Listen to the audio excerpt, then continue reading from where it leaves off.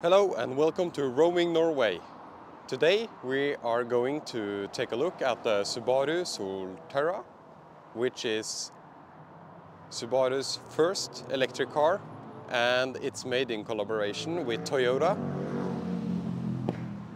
which means it's practically a Toyota EV with a Subaru all-wheel drive system. I'll go through every feature of this car. In another video I'll do some more testing with the vehicle and the electric car performance part, and I'll tell you all the differences between the Subaru Solterra and the Toyota BZ4X. This is the top spec model with 20-inch wheels. Therefore it has a range of 416 kilometers by the VLTP standard. So this is the sport spec. As I said, it has the 20-inch wheels and all the equipment that you can get on this car. It's worth noting that the Subaru Solterra has a lot more standard equipment than the BZ4X.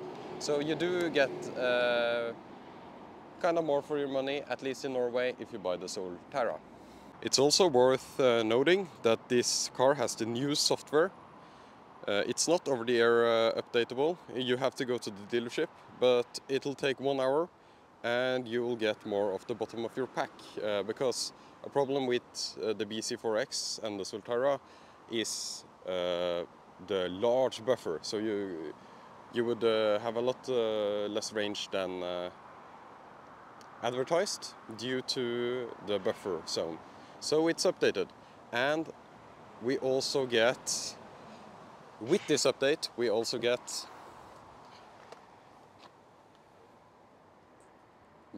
battery percentage, which is extremely important in my opinion. Let's quickly talk about the specification of this car. Power of the car is 160 kilowatts, so of course the maximum output of both the motors. With a 0 to 100 kilometers per hour time of 6.9 seconds. I think that's the same as the rear-wheel drive Tesla Model Y, if I'm not mistaken. Gross battery capacity of 71.4 kilowatt hours. I know it's a different battery in this one in the European Union, in Europe and in the United States. You can fast charge up to 150 kilowatts. It's important to note that this car will throttle your DC fast charging performance. It's one of the major concerns of this car and the BZ4X. So you need to keep that in mind. The limit was 2 fast charging sessions per day before, which is not suitable for road trips in my opinion. It's now increased to 3.8 fast charging sessions. I don't like the artificially limited sessions. They should be limited by battery temperature, like all other cars. Most other cars, not all of them, other cars have artificial limits as well. I do like that they added a battery percentage though in the same update. That's nice. It's rated, this specification is rated at 180 watt-hour per kilometer. We will test that in efficiency test, so stay tuned for that.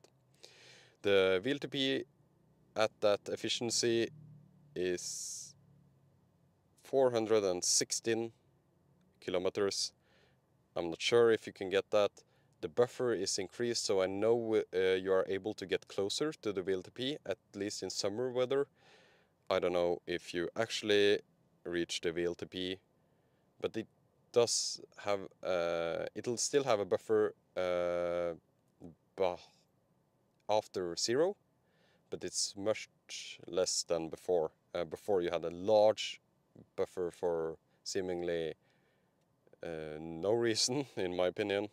So let's start with going around the car. First of all, the color is Harbor Mist Grey Pearl, which is a super long name for a color. I do like the color. It's a blue-gray, where the blue is absolutely visible. So it's a nice color on the Solterra.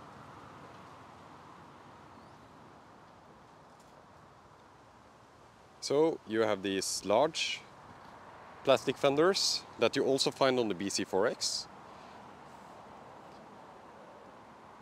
This is to give the car a rugged, off-roady look, of course.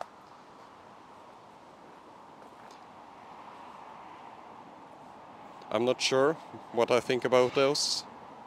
I like the front of the car, the way it looks, but I'm not really a fan of the plastic fenders.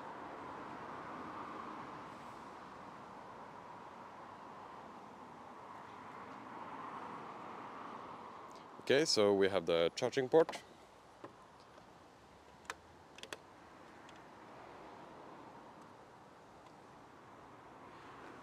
AC charging, DC charging, CCS2 of course. We are in Norway, and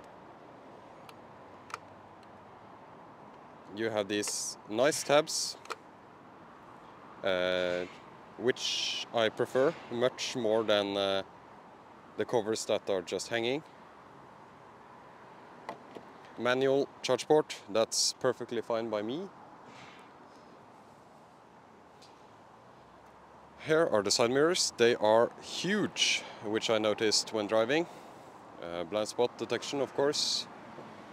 Let's go inside.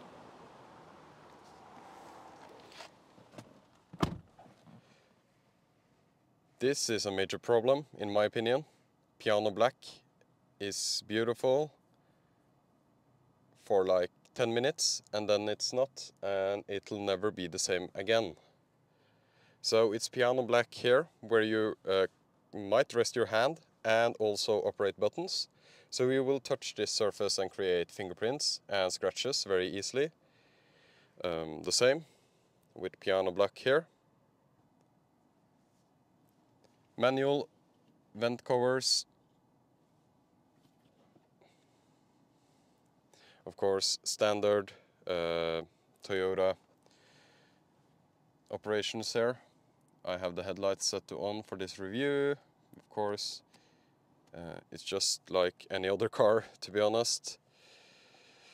Windshield wiper settings here.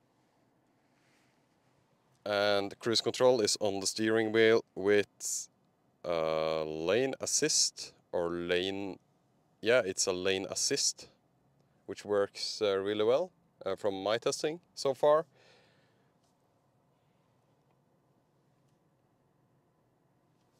Here is the instrument cluster. It's very far behind, so you have a huge chunk of plastic which sits on the dashboard itself. I'm not sure what I feel about it, but in my seating position it's perfect. But if you have another seating position, you might get this view instead, which sucks. But for my use case, I found it to be a kind of nice place to have the speedometer. But I'm not sure what I think about all this plastic which holds it in place. The dashboard itself, aside from the one right behind there, is made with this fabric material. It doesn't feel very premium, but it's better than just straight plastic in my opinion. There's no glove box in this car, worth noting. And we have driver monitoring. If you hold your hand like this on the steering wheel, you'll get a warning all the time. But you should hold your hands like this anyways. I did found that sometimes when I was turning, I had my hand here and it'll beep at you because the driver monitoring is blocked by your hand. Subaru logo, of course. So there are a lot of steering wheel controls, in my opinion. I think it's better with a minimal design on the steering wheel, but I do like steering wheel controls. It's super easy to just do when you're driving, and it's safe as well. We have paddle shifters, which resets every time. So these are for regenerative braking. minus and plus. Of course, some people will think that plus is more regen. It's actually less regen. It's made like when you drop a gear, you'll break more, so it's minus.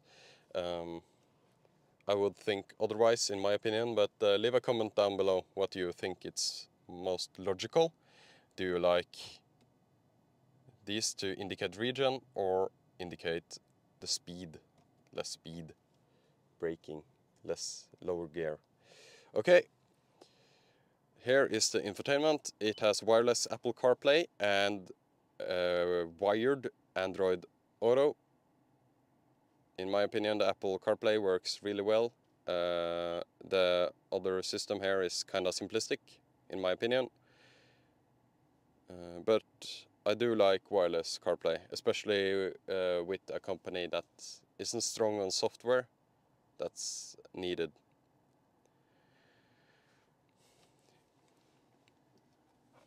Here we have heated seats, heated steering wheel. As I said, this is the full spec model, so we also have panoramic sunroof, which you can open and close. Temperature adjustment. These are just tabs that you press down. For the interface, you have volume controls here, but you also have volume controls on the steering wheel. You can turn off the infotainment. It has a heated front windshield, which is super nice in Norway.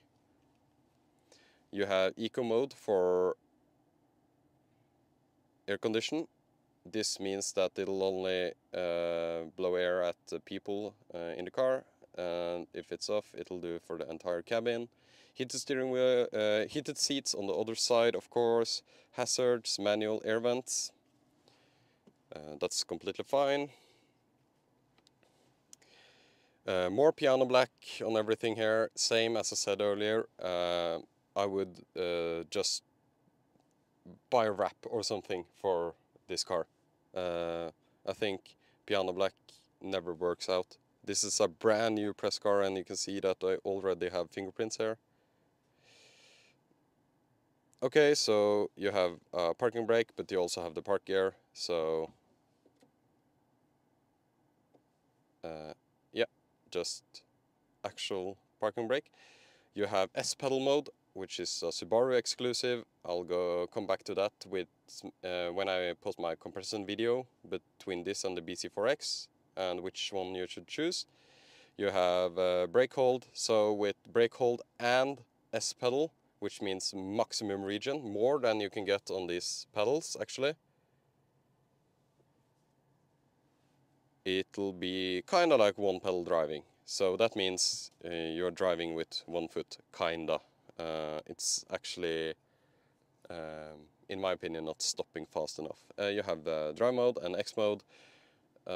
X mode has two different modes, so you can go on like a gravel, snow, dirt surface, and then you have if you're actually stuck in mud. So this is yeah, Subaru's kind of like all-wheel drive system. You can turn off traction control. I believe it just limits. I haven't tried. Here's the gear selector. I'll show how it works.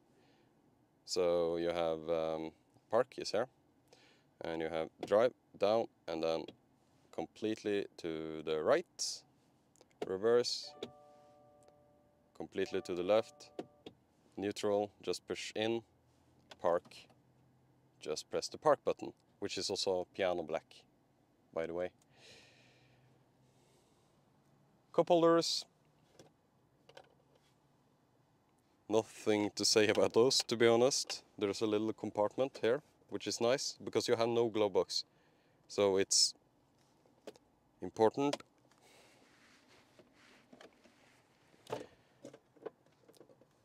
An organizing tray. And here is the stuff that would normally be in your glove box. So this is the user manual and the registration and stuff.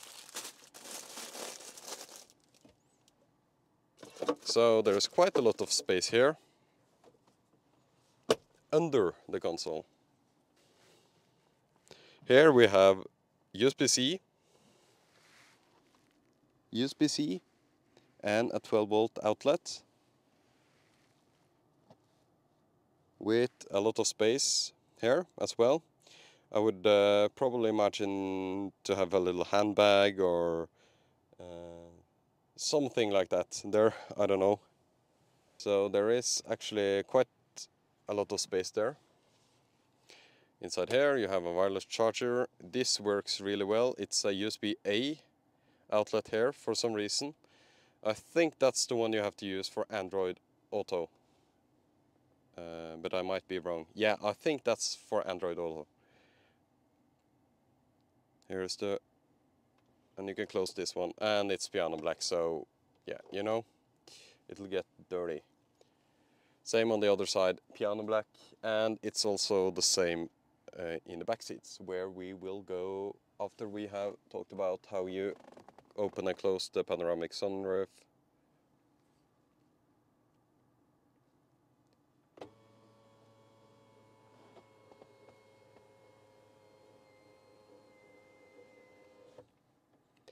And open,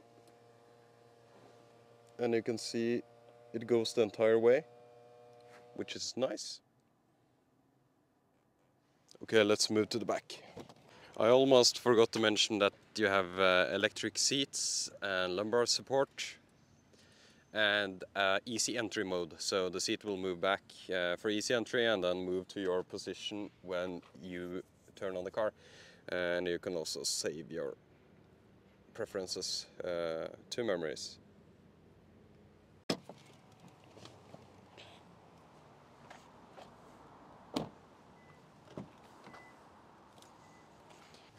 The seating position is nice.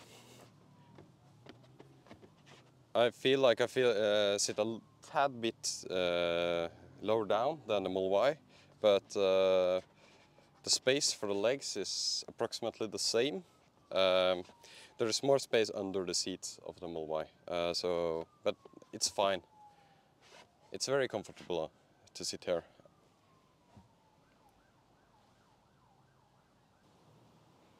Piano black, of course. A lot of plastic, to be honest. You can hear. Not even my Tesla does this.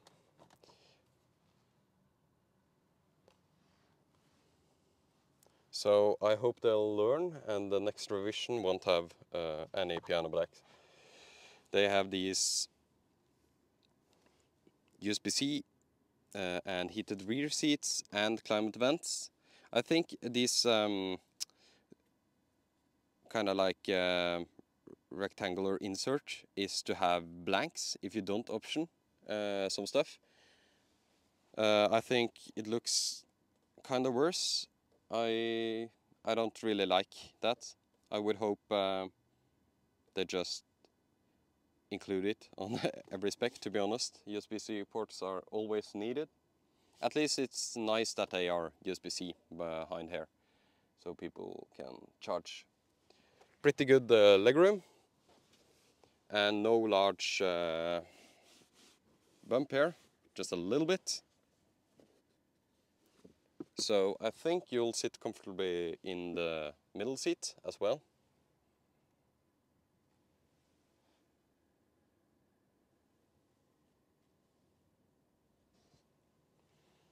It's a nice view from back here, if you have the sunroof option.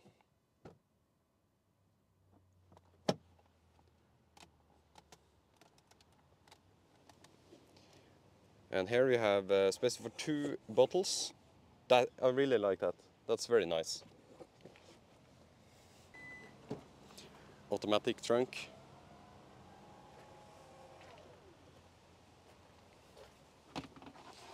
Parcel shelf. And a subwoofer. Enough space in here. Looks kinda similar to a Model Y. Maybe a little bit smaller. At least here.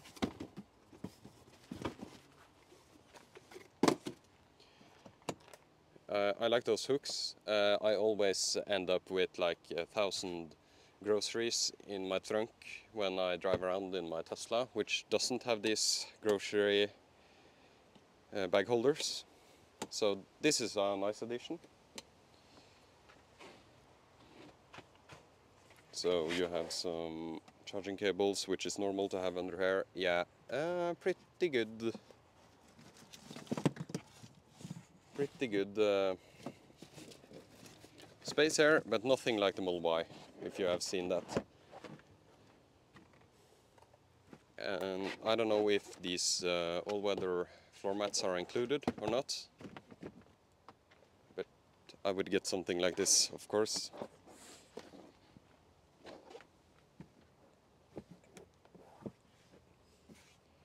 I'm trying to find a 12-volt outlet.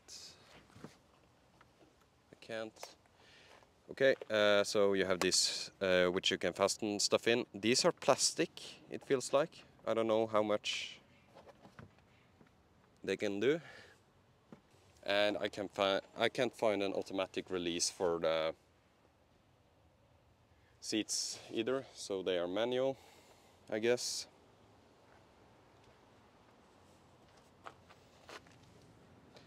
And you can have a tow hitch as well, but it's detachable, not automatic or semi-automatic. It's like the same as Tesla right now. You have the option to just close or close and lock, which is fantastic. I like that. That's awesome. It's faster than on some Toyotas, but not fast enough, in my opinion. On the rear, you have these lights. I like them. They look pretty cool.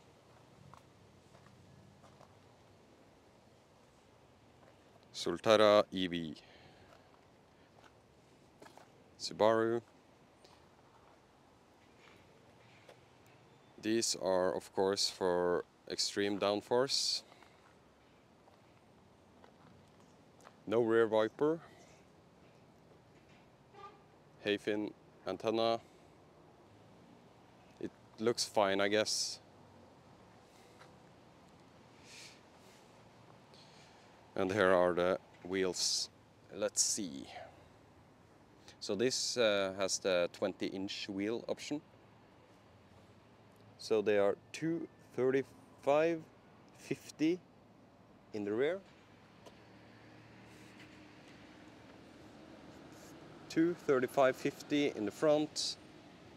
So they have a square setup.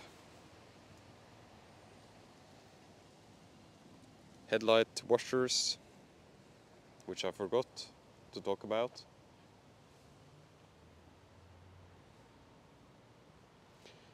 And this has fog lights as well.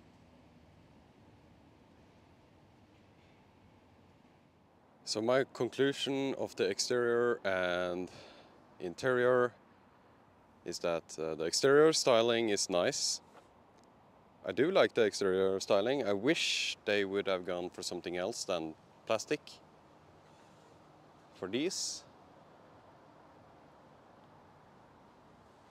I think it looks better than the Toyota. I like the color, of course. I hate the piano black. I wish they would have just make it matte plastic. I think it's an affordable way to make it look expensive, but it only looks expensive until you touch it. So aside from that, at least it's soft touch. Most of the stuff, it's fine. It's not super premium. It's a little bit creaky, like Toyota and usually is. To use as a comparison, I think my Model 3 interior, it's a tad bit nicer.